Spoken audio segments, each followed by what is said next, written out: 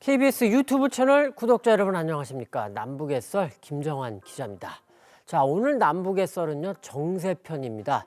특별히 국립외교원 김현욱 미주연구부장 모시고 미국과 또 국제정치 이쪽을 중심으로 오늘 조금 더 여쭤보려고 하는데, 안녕하세요 교수님. 네, 안녕하세요. 자, 교수님, 지난 8일 북한 인민군 창건 75주년 해서 열병식이 좀 제법 크게 있었습니다. 이전에, 그러니까 특히 지난해 4.25 열병식과 비교하면 공개한 무기수가 좀 적다든지 이런 약간의 특징도 있긴 했는데, 먼저 우리 김 교수님 보시기에 이번 열병식 어떤 게 조금 눈에 띄고 요거는 좀 우리가 주목해야 된다, 어떤 게 있을까요? 그러니까 이번에 열병식 열리면서 상황적으로 봤을 때 북한이 경제적으로 자력갱생을 하고 힘든 상황이고, 왜냐하면 과거에는 이제 미국하고 중국이 경쟁을 하는 상황에서 북한이 그 사이에서 상당히 줄타기 외교를 잘했거든요. 네.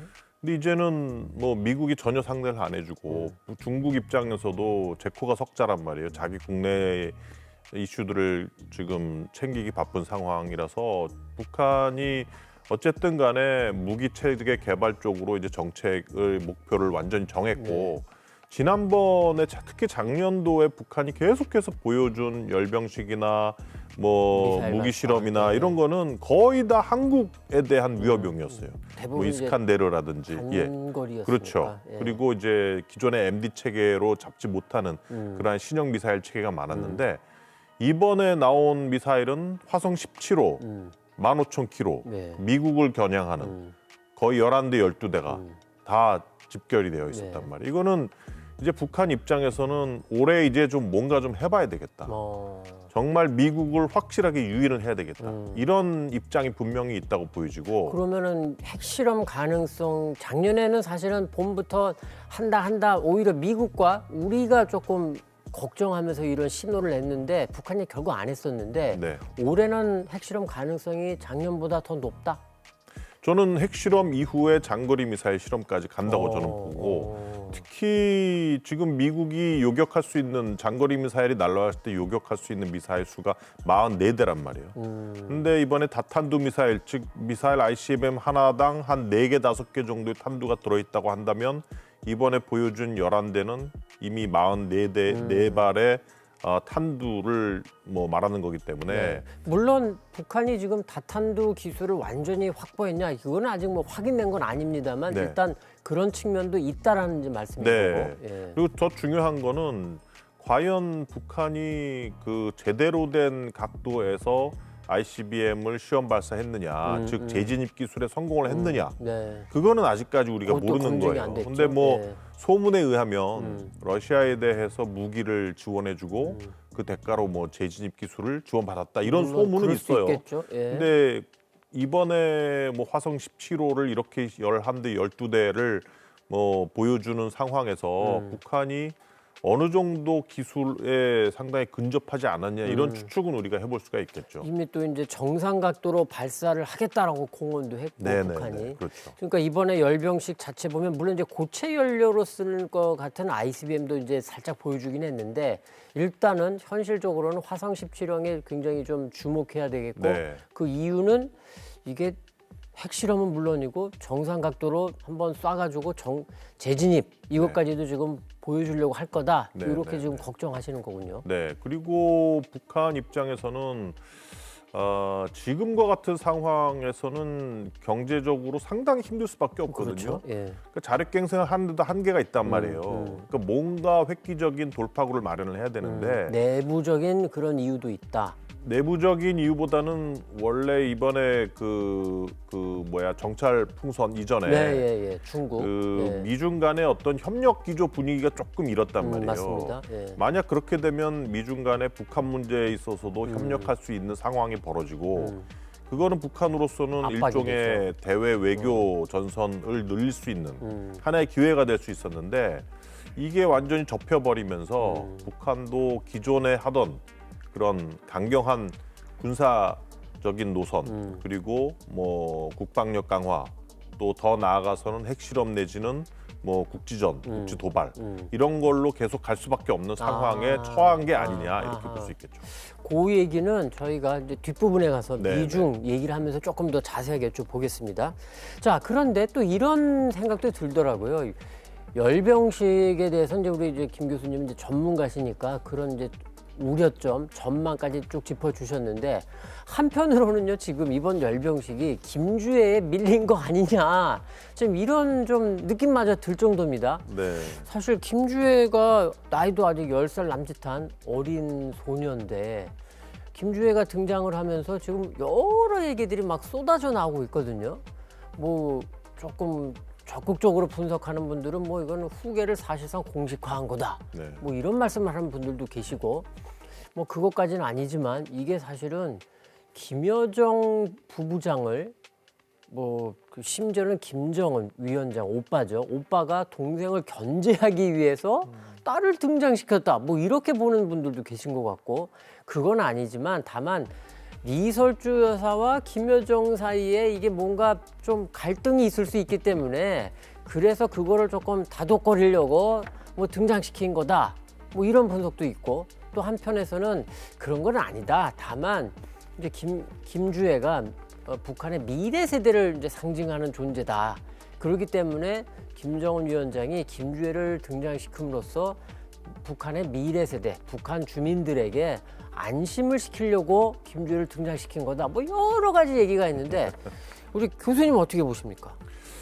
그때 김주애가 등장을 했다는 거는 근데 등장을 하게 된 배경을 보면 뭐 중요한 상황에서 다 데리고 다닌 거 아니에요. 그렇죠. 미사일 발사 때도 데리고 나왔고 근데 이번에 열병식 때도 김주애가 타는 백마를 등장을 시켰다든지 아니면 주애라는 이름을 쓰지 못하게 한다든지 이런 상황은 솔직히 김주애가 여자만 아니면 완전히 후계 구도예요. 이거는 만약 아들이 등장했는데 다른 이름 못 쓰게 하고 백마까지 등장시키고 그러면은 이거는 후계 구도로 간다고 보는 게 그렇죠? 맞아요. 예. 근데 이게 딸이기 때문에 지금 애매모호해지는 거란 말이에요. 근데 과연 뭐 그 아들을 제가 못 봐서 잘 모르겠는데 과연 김정은 입장에서는 아들보다 이 김주의 딸이 더 후계자로서 적합하다라고 생각을 한 건지 그 속셈은 제가 잘 모르겠어요. 네. 그런데 일단은 김정은 입장에서는 후계 구도에 대한 첫 발을 뗀 거는 맞다. 그게 김주애인지 다른 아들인지는 모르겠지만 그러니까 이른바 백두혈통으로 세습은 한다. 네네. 라는 거는 분명히 한 거다. 네, 그렇죠. 이렇게 지금 보시는 거네요. 네네. 알겠습니다. 물론 이제 교수님만이 아니고 김정은 위원장의 큰아들 네. 마지를 본 사람은 아마 공식적으로는 없을 겁니다. 물론 또 이런 얘기도 있긴 있습니다. 마지 아들을 여러 현장에 같이 데리고는 다니는데 그렇게 매체에 공개는 안 시킨다, 노출은 안 시킨다 이렇게 또 보는 분들도 계신데 자 여기서 뭐 김주애 얘기가 나온 김에 이것도 조금 여쭤보겠습니다. 미국이 지금 김주애에 대해서 뭐 공식적이건 비공식적이건 뭐 백악관이나 국무부나 뭔가 나오는 얘기가 없는 것 같습니다. 제가 뭐 아는 한에선 어떻게 미국이 지금 혹시 김주애에 대한 뭔가 논평이 나온 적이 있었나요?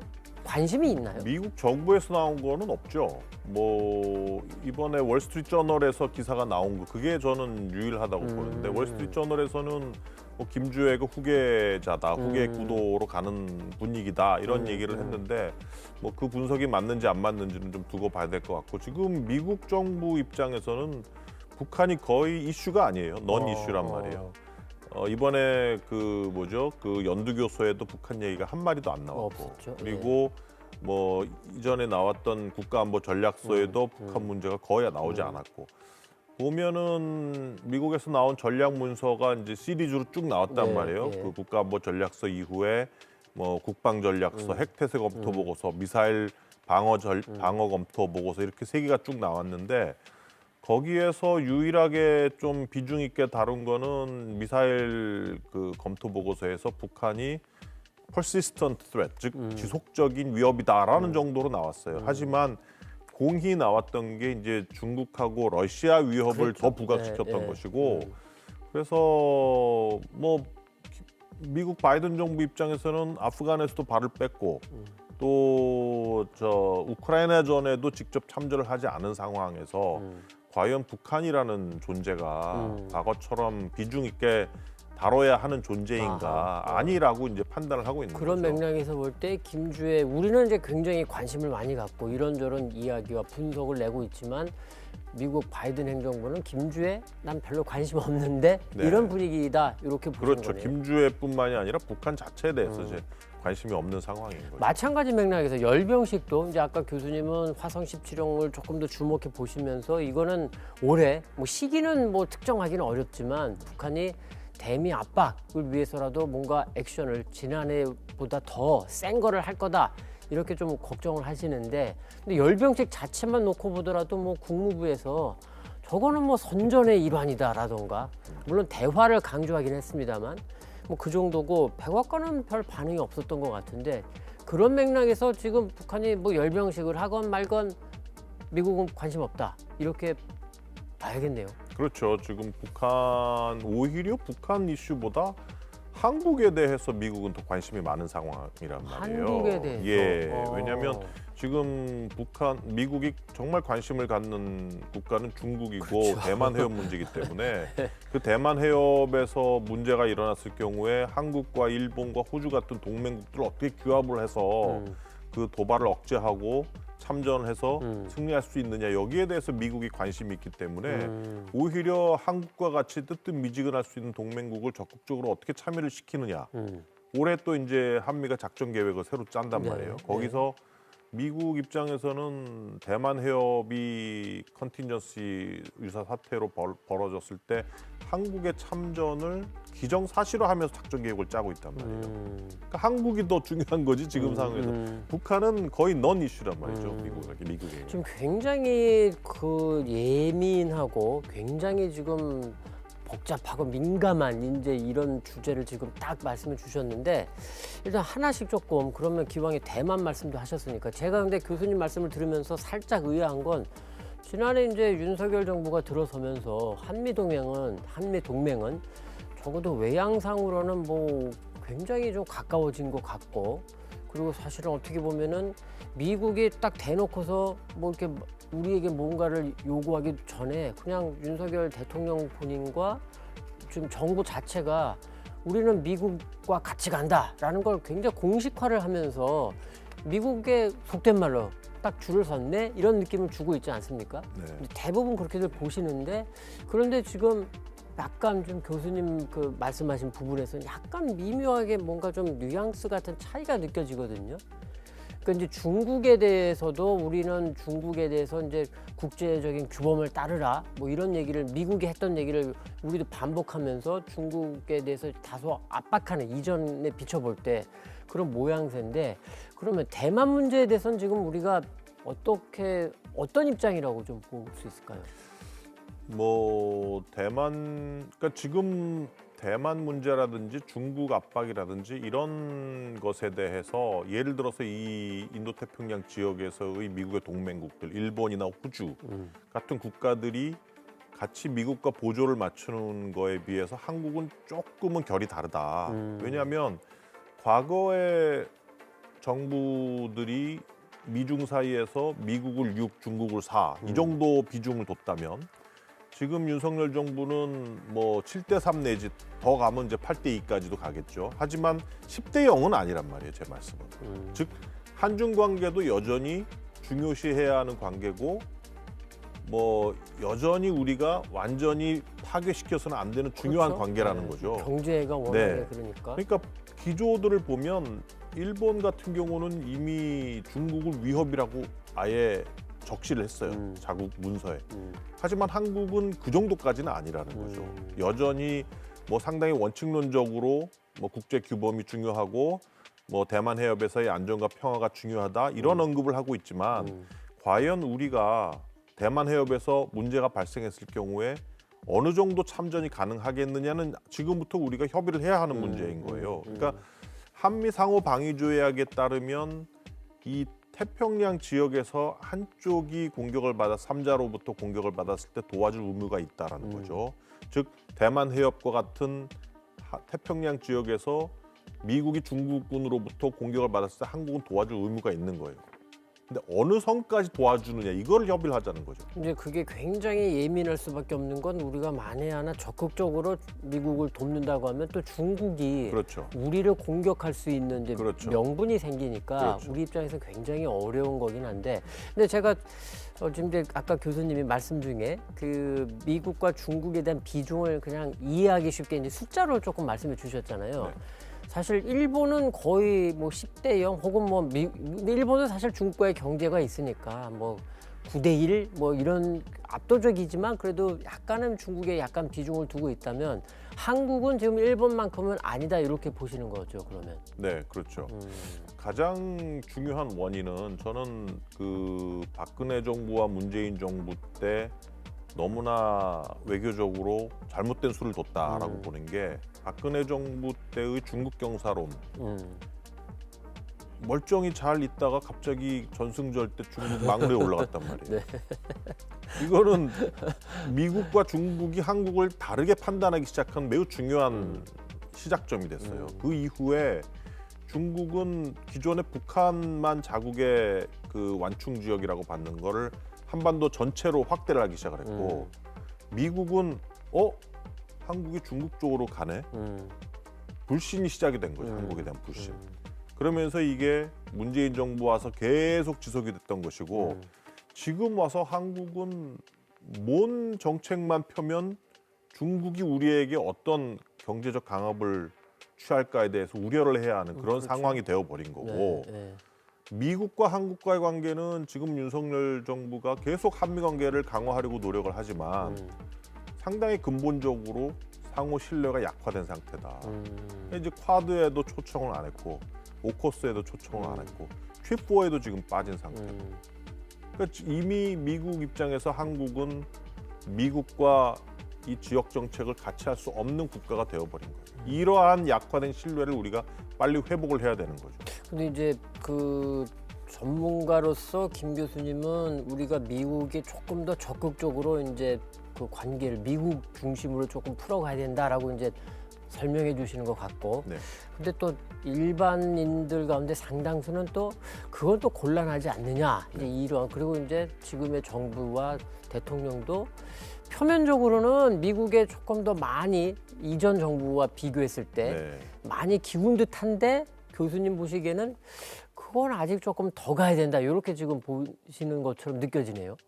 그러니까 요거는 뭐 맞고 틀리다 이런 말씀을 드리는 게 아니라, 뭐 제가 보기에는 한중 관계를 무시할 수는 없어요. 한중 간의 경제적인 관계가 여전히 중요하고, 물론 과거처럼 중국 시장에서 한국 기업들이 뭐 시장 점유율을 높게 가져가기는 어려운 상태죠. 중국 기업들이 경쟁 기업이 되어버렸고, 중국의 노동력도 비싸졌기 때문에. 그래서 이제 뭐 아세안 지역이나 기타 지역으로 많이들 기업체들이 옮기는 이유가 그거잖아요.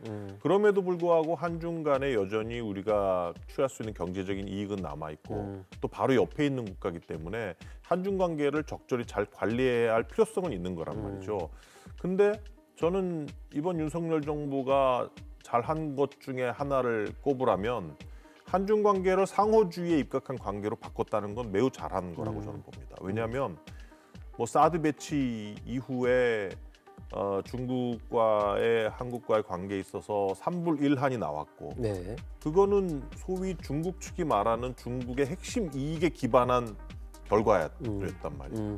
우리의 사활적 이익은 반영되지 않았어요.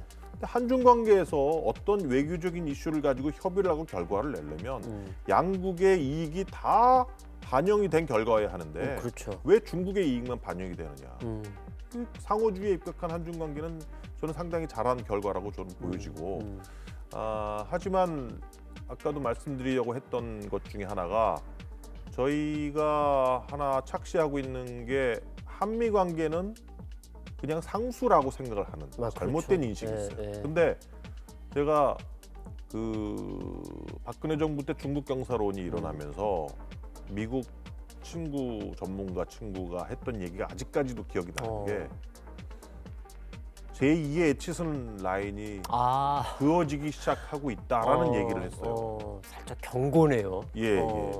에치슨 라인이라는 게 이제 2차 세계대전 끝나고 전후 세계 질서를 그려 만드는 과정에서 사실은 대한민국을 미국이 방어, 자신들의 방어 영역, 극동 거기서 이제 방위선에서 빼버렸죠. 대만과 네. 한반도가 제외된. 그러면서 이제 김일성에게 이거는 남조선을 침공해도 된다라는 신호를 줬다라고 이제 얘기가 나오죠. 많은 그 전문가들이 해석하시는데 지금 바로 그런 맥락에서 그분도 좀 일종의 경고를 하셨다라고 지금 교수님은 받아들이셨나 보네요.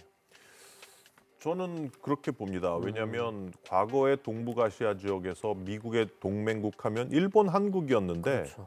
이제는 일본, 호주예요. 이번에 나온 미국의 그 전략 문서들을 쫙 봐도 이 인도태평양 지역을 설명을 할 때 가장 먼저 나오는 게 일본, 호주, 인도, 그 다음이 한국이 나와요. 그만큼 미국이 물론 한반도에서의 한국과의 동맹 관계를 매우 중요시할 수밖에 없고 왜냐하면 중국 대륙의 끝자락에 있기 때문에 그 지역을 교두보라고 생각할 수밖에 없는 거긴 하지만 과연 이전에 미국이 생각했던 동맹국인가에 대해서 우리가 한번 좀 다시 돌아봐야 될 필요는 있다고. 근데 이제 지금 교수님 말씀이 워낙에 논리적이고 지금 상황을 쭉 말씀해 주시니까 제가 막 공감이 되고 설득이 조금 되는데 근데 또 한편으로는 그런데 한편으로는 우리가 IRA 때문에 뒤통수를 또 세게 맞지 않았냐. 그렇죠. 우리가 미국에게 굉장히 좀 나름 그래도 이전 정부와는 다르게 지금 정부는 사실은 일부에선 친미적이다라고 또 비판도 하는데 그렇게 해가지고 미국과 보조를 맞춰주려고 했더니만 IRA로 하면서 우리가 경제적으로 뒤통수를 세게 맞았다. 이렇게 보는 시각도 있습니다. 이건 어떻게 좀... 그러니까 이제 뭐 지금 바이든 정부의 정책이 뭐냐라는 퀘스천을 들어가야 되는데 지금 바이든 정부의 대외 정책은 물론 이제 중국 견제를 위해서 공급망을 독식하겠다는 그렇죠. 거지만 네.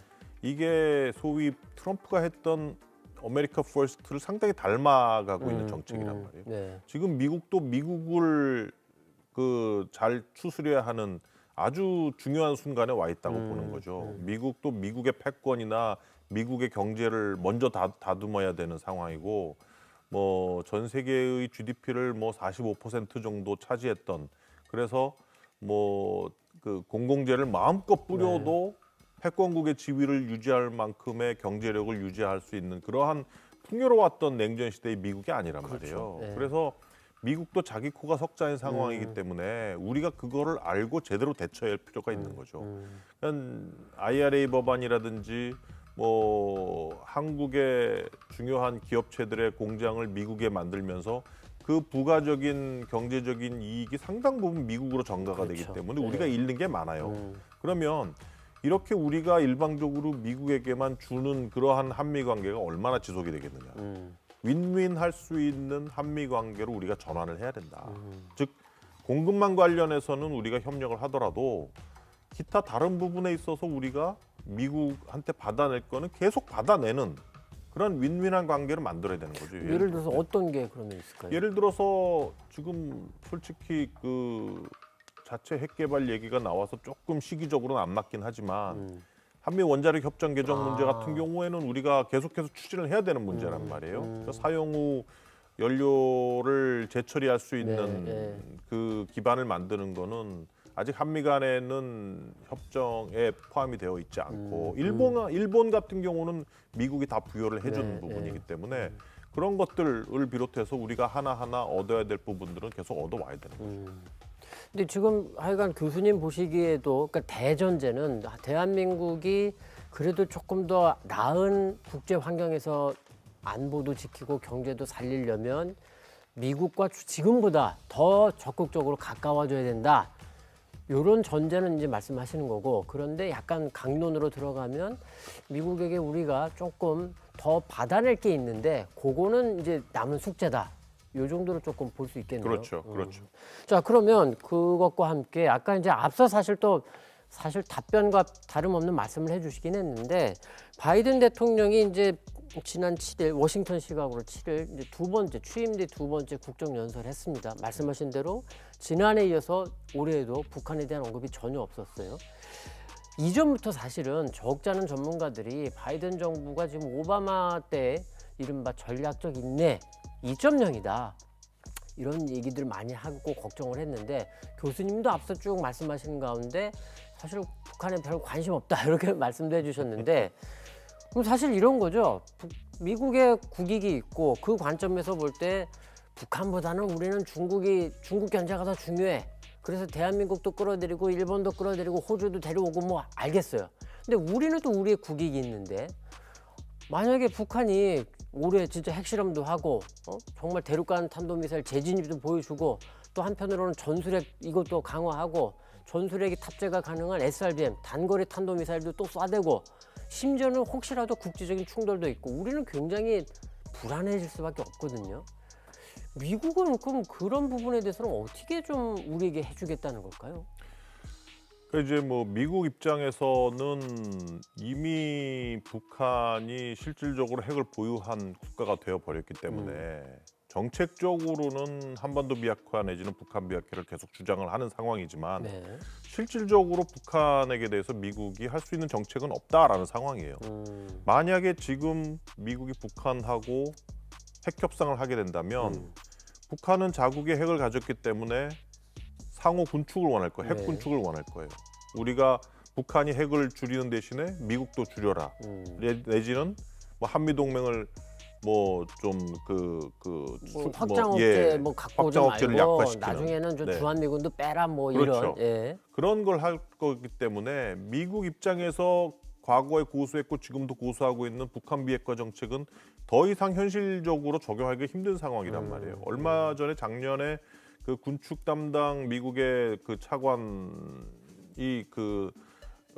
북한과의 핵 군축 협상도 네, 가능하다라는 말실수를 했다가 네, 시끄러웠죠. 완전히 쑥 들어가 버렸죠. 네, 네.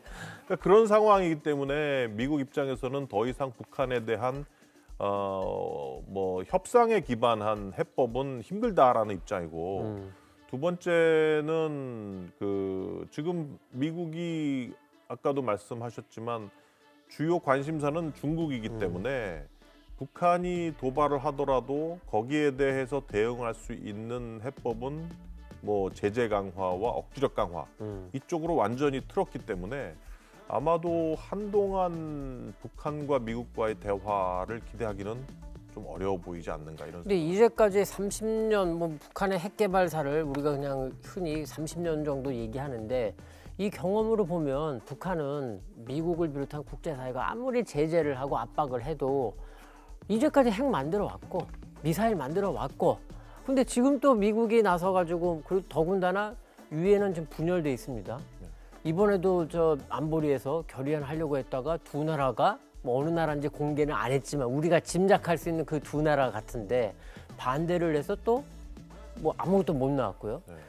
이런 가운데 북한은 결국 계속 만들 텐데 지금 이제 교수님이 쭉 짚어주시는 걸 들어보니까 미국이란 나라 입장은 알겠는데 근데 그거는 너무 미국 중심이구나. 네. 대한민국의 안위는 어떻게 하라고 좀 너무하다라는 생각이 좀 안 들 수가 없습니다. 솔직한 말씀으로. 근데 그러다 보면 얼마 전에 이제 윤 대통령이 그래서 됐죠.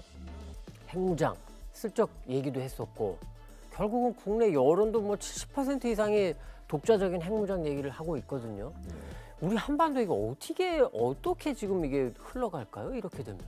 글쎄 지금 이 최근에 벌어지고 있는 국제 정세가 한반도 이슈까지 상당 부분 좀 결정을 하고 있는 상황이 오는 것 같아요. 우크라이나를 네. 비롯해서 이제 네. 미중 관계 말씀하시는 것 그렇죠. 같은데. 그러니까 이제 아프간에서 일단 철군을 하면서 이제 미국을 믿을 수 있는 동맹국인가? 그렇죠. 네. 이런 의구심이 아시아 지역에서는 나토하고는 틀려요. 나토는 그러진 않았어요. 또 그다음에 우크라이나 전쟁이 벌어지면서 그리고 미국이 참전을 하지 않았지 않습니까?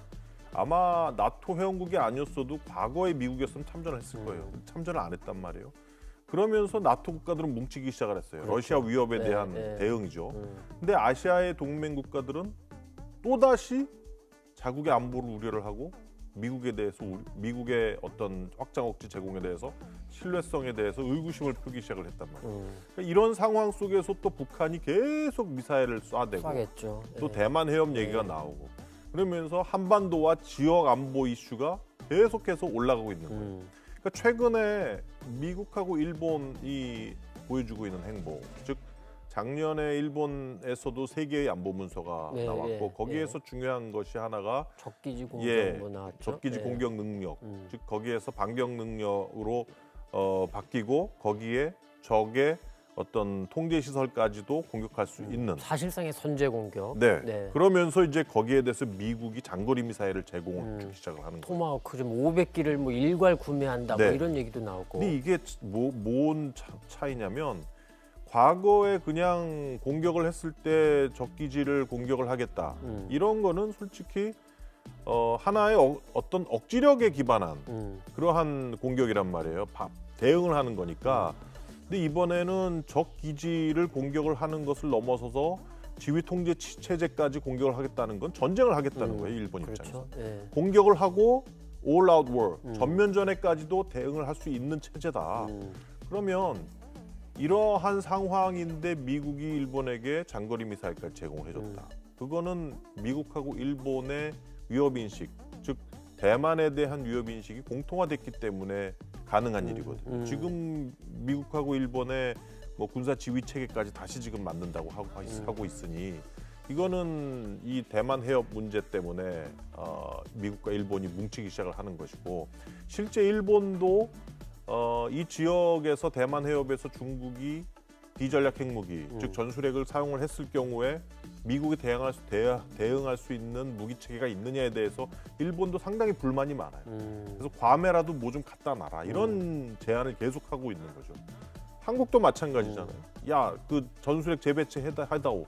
계속 주장을 하고 있는데 바이든은 전반적인 기조가 어쨌든 비확산 그리고 뭐 무기 통제 이런 거에 기반해서 전 세계의 평화와 안보를 좀 제공을 하겠다라는 입장이기 때문에 네. 뭐 직접적으로 핵을 갖다 놓겠다는 얘기는 하고 있지는 않고 있습니다만 어쨌든 그러한 일련의 상황들이 한국을 비롯한 일본 이러한 아시아의 동맹국들에게 안보에 대한 불안감을 계속 만들어내고 있고 핵이 좀 왔으면 좋겠다. 우리에게도 핵이 좀 필요하지 않느냐. 이러한 담론을 계속해서 만들어내고 있는 상황이죠. 교수님이 뭐 명시적으로 말씀은 안 하셨습니다만 우리도 미국과 일본이 지금 보여주고 있는 그런 수준, 그런 방향의 군사 협력을 같이 좀 해야 된다. 이런 말씀도 살짝 느껴지는 것 같습니다. 이미 시작을 했죠.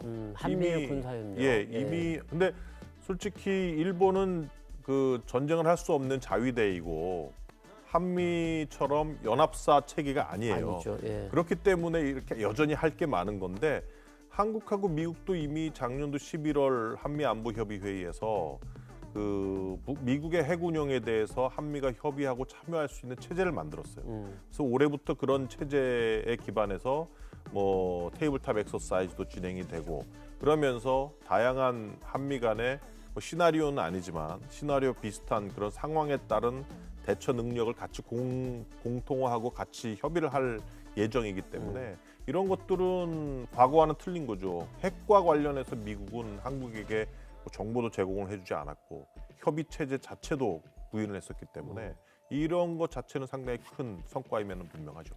그러면 여기서 제가 이제 교수님한테 조금 다른 의견을 갖고 있는 분들의 그런 좀 반론성 질문을 그럼 좀 드려야겠는데 그거는 알겠다. 북한이 계속 저렇게 위협하니까 우리도 뭔가 군사적 대응이 필요하고 그 군사적 대응이 하나로 한미일 그것도 필요하다. 그걸 이해는 한다. 그런데 그렇게 언제까지 할 수 있겠느냐? 결국은 이제 군사력을 강화한다고 하면 돈이 이제 결국은 막대한 돈이 들어가는 건데 지금 이미 공개된 것만 봐도 5년간 334조인가요? 뭐 엄청난 돈이 지금 국방비로 들어가게 돼 있습니다. 거기에 또 미국의 무기를 또 많이 사들일 것 같고 자체 개발은 한다고 하는데 어쨌든 다 돈이고 근데 지금 우리 한국 사회가 인구 절벽 문제 또 젊은 층의 실업 문제 또 이제 노후 문제 건강보험 뭐 국민연금 사회적으로도 돈 써야 될 때가 너무 많은데 그리고 또 우리 내부의 측면이 하나 있고 또 북한이 한미일이 그렇게 하면 또 북한이 가만히 있겠느냐 북한도 결국은 지금보다 뭔가 더 군사적으로 압박을 하겠다고 뭐 할 거고 이게 이른바 안보 딜레마 상황으로 빠져들 텐데 과연 그렇게 해가지고 이른바 우리가 이제 한참 전에 얘기했던 이른바 무력 평화, 암드 피스라고 하는 이런 상황으로 들어가는 거 아니냐 이제 이런 또 반론과 우려도 있거든요. 이건 어떻게 좀 보실까요? 이게 참 안보 딜레마 상황이 한반도에서 계속되는 상황에 대해서 많은 분들이 우려를 하고 있죠. 왜냐하면은 말씀하신 것처럼 인구 절벽 얘기도 나오고 있고 또 언제까지 이렇게 돼야 되느냐 이런 문제가 나오는데 글쎄 근데 별다른 해법이 없는 게 문제인 거죠. 저희도 북한하고 계속 대화도 해보고 협력도 해보고 하지만 김정은 정권의 정책이라는 게 과연 우리에게 안보적으로 안심을 줄 수 있는 그러한 정책이냐. 과연 핵을 가지고 있으면서 물론 혹자들은 그렇게 얘기를 해요. 국력의 차이도 있고 재래식 무기의 차이도 있고 그렇죠. 북한은 그렇기 때문에 핵을 가질 수밖에 없다라고 했는데 또 안보에는 또 만약이라는 게 없잖아요. 그렇죠. 그러한 북한이지만 그러한 북한이 잘못된 오판에 의해서 한 발 사용할 수 있는 핵이 또 한국 국민들에게는 막대한 피해를 줄 수 있는 것이니까 어쩔 수 없는 상황 속에서 우리가 처한 상황에서 취할 수 있는 정책이 이 옵션밖에는 없다라는 게 지금 상황에서 우리가 볼 수 있는 이른바 현실주의이시네요. 무슨 말씀인지 알겠습니다. 오늘 이야기가 굉장히 저는 굉장히 재밌고 재밌다는 표현은 좀 그렇군요. 우리 시청자분들한테도 굉장히 현 상황을 이해하는데 많은 도움이 될 것 같은데 시간이 좀 지나긴 했습니다만 이것도 우리 교수님한테 여쭤봐야 되겠습니다. 미국 대통령 선거가 이제 내년 11월입니다. 사실 1년 반 조금 넘은 1년 한 8개월 남은 상황인데 공화당에서는 이제 트럼프 전 대통령이 그리고 또 이제 디센티스 플로리다 주지사 지금 양강 구도를 좀 만들어가는 듯한 느낌이 듭니다. 그리고 민주당에서는 바이든 현직에 있는 대통령이 공식 선언은 안 했지만 나올 거로 보이는데 이런 미국의 다음 대선 흐름? 최근의 흐름과 전망 한번 좀 묶어서 한번 좀 해주시죠. 일단 재밌는 여론조사가 바이든 대통령이 다시 당선된다면 나는 정말 화가 날 것이다가 30%, 트럼프가 재당선된다면 화를 낼 것이다가 36%. 그러니까 지금 미국 국민들이 이 트럼프와 바이든에 대해서 상당히 좀 피로감이 쌓여 있는 상태란 말이에요. 그래서 그 새로운 주자들이 누가 있느냐를 찾아보면 민주당 내에서 나오는 바이든의 어떤 대안 이 생각보다 많지가 않아요. 근데 현직 대통령. 네, 현직 대통령이고. 그래서 공화당에서 트럼프를 대체할 수 있는 후보가 지금 플로리다 주지사로 있는 디센티스란 말이죠. 그러니까 지금 그 1위가 48% 트럼프 공화당 내 주자 중에 디센티스가 2위로 31%가 나오는데 재밌는 거는 뉴햄프셔 유권자 중에서 조사를 해봤더니 디센티스가 42%로 1위가 나왔어요. 트럼프가 30%로 2위가 나오고. 차이가 좀 났네요. 그러니까는 지금 트럼프와 디센티스 간의 순위가 바뀔 수 있는 여지는 매우 크다라는 거예요. 어떤 상황이 도래했을 아직 때. 시간도 많고. 시간도 많고. 그렇기 때문에 제가 보기에는 저는 조심스럽게 바이든 대 디센티스 정도의 구도가 나오지 않을까 예측을 해보는데 재밌는 건 뭐냐면 그 제가 아는 그 미국 전문가 미국인인데 전문가가 이런 얘기를 했어요. 그 일단은 트럼프가 상당히 지지율이 저조하기 때문에 바이든 대 트럼프 구도로 갔을 경우에 바이든이 초기에는 유리하겠지만 이 선거 캠페인이 진행이 되면 될수록 바이든의 그 치매 현상, 말실수, 체력적인 한계 나이가 워낙 이런 것 많죠. 때문에 결국은 트럼프가 이기지 않겠느냐 이런 얘기들을 해요. 그래서 그런 이유 때문에 지금 민주당에서도 바이든의 재선거에 대해서 반대하는 여론이 나오는데 근데 문제는 뭐냐면 아까도 말씀드렸다시피 지금 민주당 내에서 바이든을 대체할 수 있는 강력한 후보가 없다는 게 가장 큰 문제죠. 자, 그럼 여기서 두 가지 질문만 드리고 이제 오늘 순서를 마치겠는데 과거의 경험으로 봐도 그렇고 아니면 지금의 민주당 정부와 요 앞에 공화당 트럼프 정부와도 비교해서 봤을 때 우리 대한민국에게는 어떤 인물이 대통령이 되는 게 우리에게 조금 더 나을까? 안보만이 아니라 전체적으로 볼 때 이런 질문 하나 좀 있겠고요.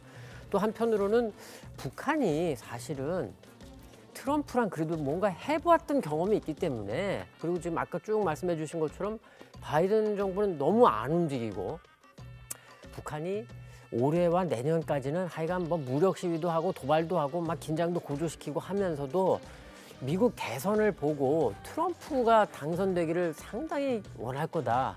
그러면 두 번째 질문 이겁니다. 트럼프가 되면 뭔가 진짜 북한이 원하는 그런 방향으로 갈 이런 가능성은 좀 어떻게 보시는지 두 가지 질문 좀. 근데 지금 미국이 계속해서 주도해 왔던 소위 자유주의 국제 질서에 기반한 미국의 패권 지위에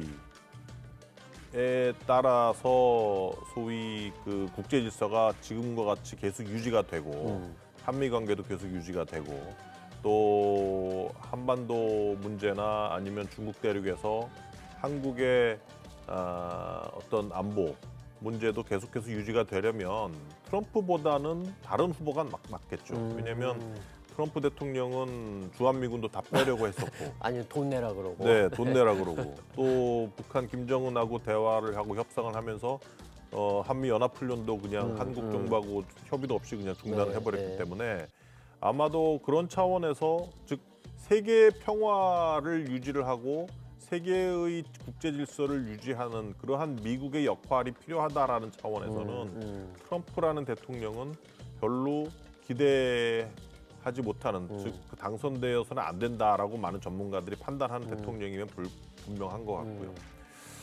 근데 북한은 말씀하신 것처럼 한번 대화를 해본 사람이기 때문에 트럼프가 재선이 돼서 다시 한번 북미 간의 대화가 가능할 수도 있지 않을까 하는 그러한 기대를 할 수는 있을 것 같아요. 근데 과연 북한의 속셈을 이미 알아버린 트럼프가 그렇죠. 뭐 하노이에서 예. 북한을 완전히 또 망신을 엄청 주기도 했는 그렇죠. 거죠. 예. 그리고 북한하고 협상을 통해서 뭔가를 얻어내고 싶어 했던 트럼프가 북한이 비핵화하지 않을 거다라는 거를 잘 알게 된 트럼프가 과연 북한하고 다시 한번 협상을 쉽게 할 수 있을까?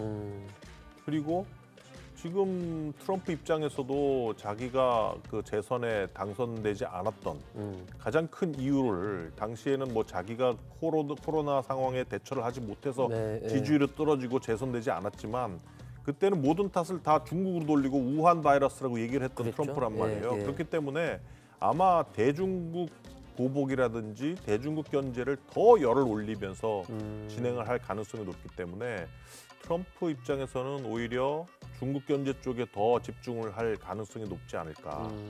북미 간의 협상 가능성은 뭐 분명히 과거로 돌아간다라고 장담하지는 못할 것 같습니다. 좀 두고 봐야 될 것 같아요. 그렇군요. 자, 남북의 썰 오늘은요. 김현욱 국립외교원 미주연구부장과 함께 북한 내부 상황도 조금 짚어보고 그리고 조금 더 포괄적으로 넓은 범위에서 미국 그리고 이제 국제 정세 뭐 이런 것까지 조금 더 짚어봤습니다. 자, 저희가요 남북의 창 이번 주 토요일에 김주애와 관련해서 조금 심층적으로 다루는 지금 코너를 지금 취재를 열심히 하고 있습니다. 우리 시청자분들 요 남북의 창도 TV에서 토요일 아침 7시 50분이니까 그리고 또 이제 놓치시면 KBS 유튜브 채널에 또 올라갑니다. 요것도 좀 한번 찾아서 보시면 최근의 상황 이해하시는데 도움이 될 것 같습니다. 오늘 김 교수님 긴 시간 말씀 고맙습니다. 예, 감사합니다. 수고하셨습니다. 네, 감사합니다.